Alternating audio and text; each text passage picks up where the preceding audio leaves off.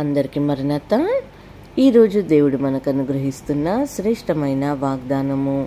ఇప్పుడు నీవు యెహోవా ఆశీర్వాదము పొందిన వాడవనిరి. ఆదికాండము 26వ అధ్యాయము 29వ వచనం. And now you are blessed by the lord.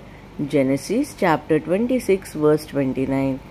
ఈ రోజుకు గాను దేవాతి దేవుడు మనకు అనుగ్రహించిన వాక్య భాగంను బట్టి ధ్యానించుకుందాము.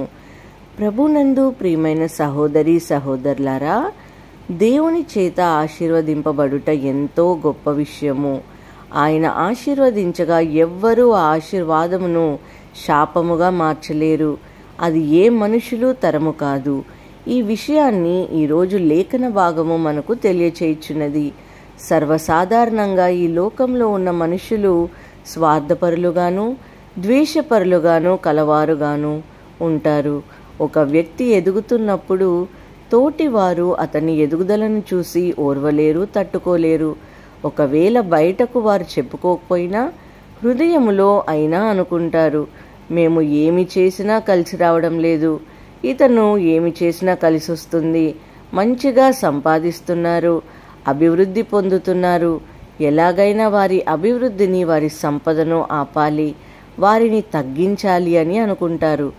అయితే వారు దేవుని బిడ్డలైతే, వారు దేవుని ద్వారా ఆశీర్వదింపబడిన వారైతే వారి అభివృద్ధిని వారి ఎదుగుదలను ఏ ఒక్కరు కూడా ఆపలేరండి. ఈరోజు ఈ లేఖన భాగంలో మనం ఒకసారి పరిశీలిస్తే మనము తెలుసుకోవచ్చు ఈ మాటలు ఇస్సాకును గురించి చెప్పబడినవి అని. ఇస్సాకు తండ్రి అయిన అబ్రహాము చనిపోయిన తరువాత ఇస్సాకు తన భార్య నివసిస్తున్న ప్రాంతంలో కరువు వచ్చినందున ఇస్సాకు మరియు అతని భార్య మరొక ప్రాంతంలో వెళ్ళి నివసించాలి అని అనుకుంటారు. ఆ సమయంలో దేవుడు ఇస్సాకుతో ఈ విధంగా మాట్లాడారు.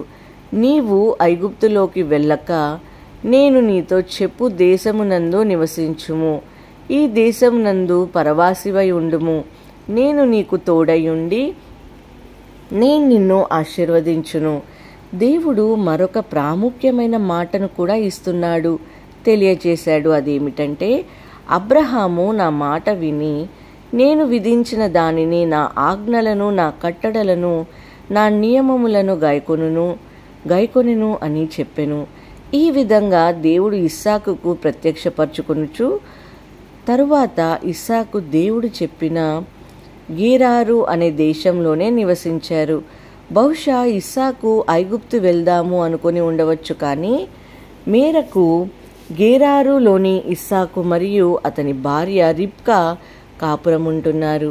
ప్రియమైన సహోదరి సహోదరులారా, దేవుణ్ణి చెప్పిన మాట ఇస్సాకు త్రోసివేయలేదు. తన తండ్రి వలె విధేయత చూపాడు. అలాగున ఉంటున్న ఇస్సాకు ఏ పని చేసినా అభివృద్ధి చెందుతూ ఉన్నాడు. పంట పండిస్తుంటే నూరంతల పంట చేతికి వస్తున్నది. ప్రతి దానిలో ఆశీర్వదింపబడుతున్నాడు. లేఖనములో గమనిస్తే మనము చూడవచ్చు, అతడు మిక్కిలి గొప్పవాడు అగు వరకు క్రమక్రమంగా అభివృద్ధి పొందుచూ వచ్చెను. అతని గొర్రెలు ఆస్తియు, గొడ్ల ఆస్తియు, దాసులు గొప్ప సమ్మోహముగా కలిగినందున ఫిలిస్తీన్లు అతని యందు అసూయపడిరి. ఈ ఇస్సాకు ఎక్కడి నుండో వచ్చి మనము పండించలేని పంటను పండిస్తున్నాడు, మనకు లేని ఆస్తులు, పశు సంపద, దాసులు ఇతనికి ఉన్నాయని అక్కడ నివసిస్తున్న ఫిలిస్తీన్లకు అంత అసూయపడ్డారండి. ఆ ఊరిలో ఉండకుండా, దేవుడు చెప్పిన ప్రాంతంలో ఉండకుండా పంపివేయాలని అక్కడ ఉన్న రాజుతో చెప్పారు. అయినప్పటికీ దేవుడు చెప్పిన ప్రాంతాన్ని ఇస్సాకు విడవక ఆ గేరారులో ఉన్న అటువంటి లోయలో వారికి దూరముగా గుడారాలు వేసుకుని నివసించారు. తన తండ్రి అయిన అబ్రహాముతో మించిన బావులు పూడిపోయి ఉంటే వాటిని తిరిగి త్రవ్వించుచుండగా అప్పుడు ఆ ప్రాంతం వారు అడ్డుకున్నారు. ఇటువంటి ప్రతికూల గుండా వెలుచుంటే దేవుడు మరలా ఇస్సాకుకు ప్రత్యక్షమై నేను నీతో ఉన్నాను అని ఆశీర్వదించాడు. దాని తరువాత దూషించిన వారే కాదు, పొమ్మన వారే ఇస్సాకు దగ్గరకు వచ్చి స్నేహితుడిగా మారారండి. ప్రతి విషయంలో ఇస్సాకుకు అభివృద్ధి చెందుతూనే ఉన్నాడు. ప్రియమైన సహోదరి సహోదరుడా, సర్వోన్నతుడైన దేవుని మాటలు విని ఆ ప్రకారముగా జీవిస్తే ఎన్ని ప్రతికూలతలు వచ్చినా వాటిని చూచి భయపడక, నిరుత్సాహపడక, కృంగిపోక, వెనుతిరగక ఉన్నట్లయితే తప్పకుండా ఎవరైనా ఇస్సాకు వలె ఆశీర్వదించబడతారండి. ఈ రోజున బహుశా నీకు ఎటూ దిక్కు తోచలేని పరిస్థితిలో ఉన్నావేమో. దేవుడు నాకు నిజంగానే సహాయము చేస్తాడా, నన్ను ఆశీర్వదిస్తాడా అని ఎదురు చూస్తున్నావేమో. నిజంగానే దేవుడు ఏ విధంగా అయితే అబ్రహాము యొక్క కుమారును దీవించారో అదేవిధంగా నిన్ను కూడా దీవించబోతున్నారు. దేవుడు ఈ మాటలను దీవించునుగాక. ప్రార్థన. మహోన్నతుడా, కృప కలిగిన దేవా, పరిశుద్ధుడు పరిశుద్ధుడు పరిశుద్ధుడు అని నిత్యము పరమదూతలచే పొగడవచ్చున మా ప్రియ పరలోక ప్రభువా, మీ బంగారు పాదములకు స్తోత్రములు.